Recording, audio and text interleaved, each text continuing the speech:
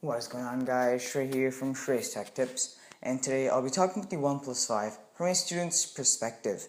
I'll be looking at some main categories while deciding if this phone is good for students or not, and I'll be looking at battery, performance, camera, updates, compatibility, and price. As a student, I would personally gauge those things before buying a mobile device. So I'm going to start off with battery, and I think the Oneplus 5 has a pretty good battery life. It performs admirably for up to 1 day of battery life if you're using it heavily, and I think that with most students, they use their phone a lot, and it might not last through the day, but I think that the addition of dash charge on this device makes it a great choice for a student since it charges fast and usually lasts throughout the day. Now going on to performance, so I looked at two types of performance in social media and in the battery. In social media, this performs pretty well, though I would argue that the iPhone is a bit better at things like Snapchat because apps are more optimized, but OnePlus really can't do anything about that.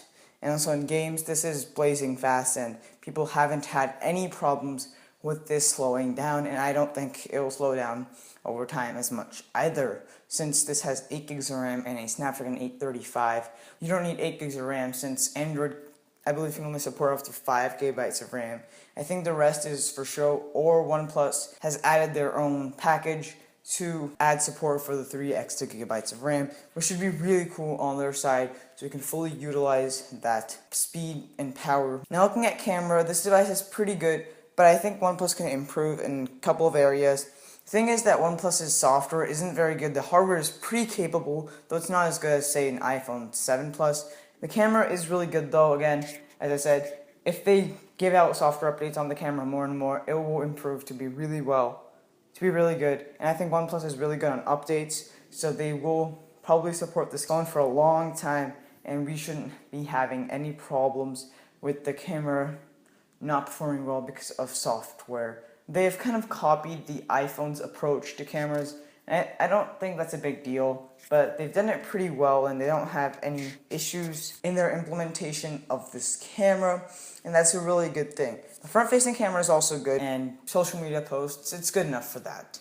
Now going on to updates, as I mentioned before, OnePlus is really good about updates, so I think they'll keep that at least for 2 or 3 years, hopefully. And even after they're done supporting it, third-party ROMs like CyanogenMod will continue supporting this device, so it shouldn't be a big problem to get this one on the latest version of Android.